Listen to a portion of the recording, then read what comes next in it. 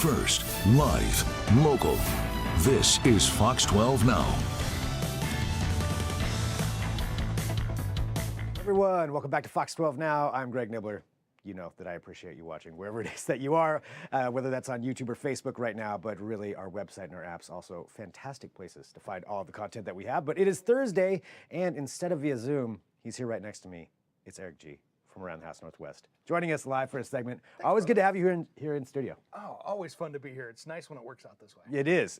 And this topic that you brought up to talk about today, I mean, obviously we're going to do a preview of Around the House Northwest coming up here, as we always do, but this topic I think is really important because, well, for a couple of reasons. One is, you know, we talk a lot about homes here and then home tips, all really great stuff, but for apartments and condos, also some really great tips that you have here. So many people out there living out there, and of course they're not homeowners or they're condo owners, but the rules are much more like an apartment than it would be for, because there's a lot of things you can't control. Yeah.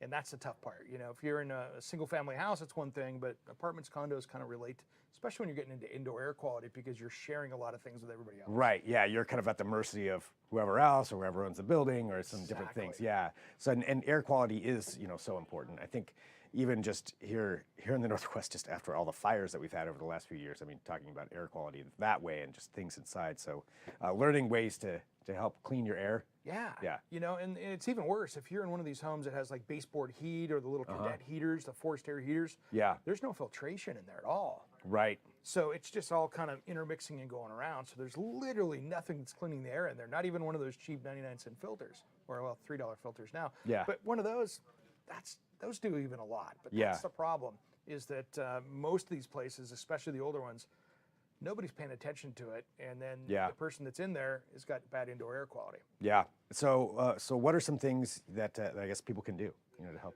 You know, first off, keeping it really clean is the first thing, but one of the biggest offenders is mold and mildew. So what happens is you get the mold in the shower and that kind of stuff, or maybe you have a water leak under the sink that, you know, as much as we complain about landlords, they miss all these things all the time, especially when there's management companies. Right. They're not in there all the time looking at it. So you can have a big mold issue in there and not even know it. And if you've got asthma or any other issue, the older you are, it's the harder on you. You know, it's really bad. And so really staying on top of mold and mildew. So first thing is just be checking around the place. Underneath the sinks, when you get something under the sink, put a light in there and just take a look and see if something's dripping. But really the bathrooms is where we start to see it. Whether it's a leaky shower or just the fan not running long enough in there. Right. So even if you have an old apartment, you know, run that fan at least 20 minutes after you get out of that shower bathtub. Let it run and then just keep it dry. But if you're gonna clean it, don't use bleach. Yeah. Don't do that. There are so many new mold preventers and cleaners that you can get out there that are especially good out there. You can get them at any, you know, home improvement store or any grocery store. They have them on the shelf. And what they'll do is it actually kills the spores. All bleach does is just kind of clean them off. Yeah. And it makes them clear so you don't see them. Right. But there's so much water in bleach that it's feeding the stuff it didn't kill. So it's still there, just making it stronger. It's actually helping it, making it stronger. So it doesn't really work that well. So the only time bleach actually kills anything with mold is if it's on like a hard surface, like a countertop. But you're just wiping that off anyway. It's the painted surfaces and stuff that you're trying to clean. Right. And so that's big. With that mildew stuff, is this something that, you know, you can spray on and just leave it on and then it'll take care of it? Or so it's just spray it down and. But the thing is with humidity, if you've got humidity in that room or that building over 60%, then you're gonna have mold coming back. Even if you put the preventers on there, it's gonna not come up here, it's gonna come up over there. You're gonna chase it around. Yeah. So one easy way to do it is jump on like Amazon or whatever and get one of the inexpensive weather stations. Okay. It's like $20, right? Yeah. You could put it in your room. You can put, you know, in the bedroom, the bathroom, wherever you want to, and you can look at that humidity. It's a cheap way to do it. But if you start seeing it getting over that, then maybe you just need to get a little dehumidifier in there to keep that down. Okay. So something else that you could, put in there to if it's just, you know, it's not ventilating enough. So get a dehumidifier. Plug that in. Some apartments, even if you've got the fans running, they're just in an area where there's a lot of moisture and a lot of humidity, and they're always trying to get over that 60%. So that's kind of that ceiling level where that stuff goes. Okay. And then the other big one too is really making sure that you're using that vent fan in the kitchen when you're cooking. Yeah. That's one of the biggest polluters in your home is that. So here's the problem though. A lot of apartments, especially older ones around here in the Pacific Northwest, they didn't vent that outside. They just put it back where it blows in your face. Yeah. So if it has that little grill on the top and it's venting out, it's not doing you any good. Yeah. And so unfortunately, they've changed building codes now. So when you put a new kitchen in, that has to be upgraded. But until they go through and do that, You're just kind of stuck stuck. with it. Okay. So what you can do is you can get some, there's a lot of different air filtration systems you can get out there that are, they're HEPA filters you can put in. Uh-huh. Don't go get like the sharper image stuff. That's not what you want. You want to get the stuff that's the really good, like LG and Samsung make little ones. Okay. But you can also make your own as well. Really? So what you can do is get a box fan Uh-huh. and then get some of those inexpensive air filters and tape them in together Yeah. and use that. And that will actually help filter the air. So that's why I was thinking about when the fires were happening, because I actually did that, Yeah. because you couldn't keep that smoke out no matter how hard No. you tried. But yeah, I got one of those filters and Yeah, just get Taped the it box onto a fan, fan, build it around yeah. there, run it around the house, and you'll get a lot of that particulate matter. Because you think about it, on a spring day like today, you get the sun rays coming in, right? Uh-huh. You could see all that stuff floating around. yeah. That's particulate matter, and that can be high. Okay. And there's also now a lot of air sensors out there that you can measure that with too. And that's PM 2.5, which is particulate matter 2.5. And so you can actually get one of these sensors to put on your countertop or whatever, and it'll give you a green, red, yellow, Yeah. how bad is the air quality in your place, and then you can kind of figure it out. Okay. All right. This is good. And you were saying those sensors too, they're like $20 on. Yeah, they're super inexpensive. Okay. You can get those.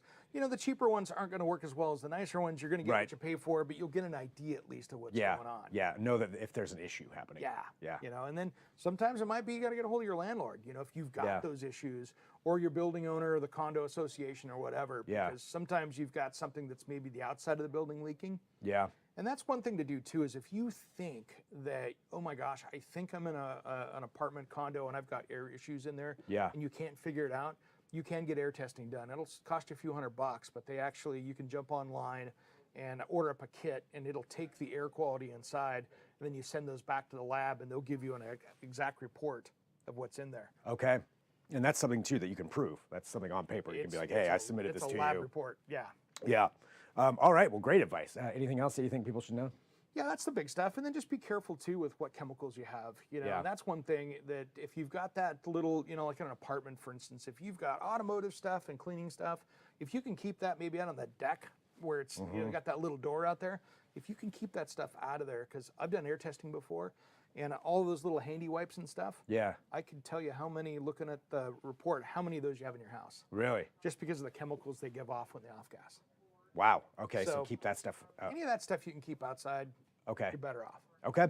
All right. Well, good advice. So again, some great advice. You can send this to anybody else out there too who's looking for advice for an apartment or condo. So Yeah, awesome. and the problem is nobody's actually out there looking at it. There really aren't any rules locally, nationally on air quality for condos and apartments. And so You're on your own. it's kind of the Wild West. Yeah. Yeah. All right. Well, let's talk about Around the House Northwest. Yeah, we got a big show coming up. this Yeah. week. So what do you have? What do you have this week? So phase 2 of my my home office Oh, yeah. renovation. So we did the paint and stuff last week.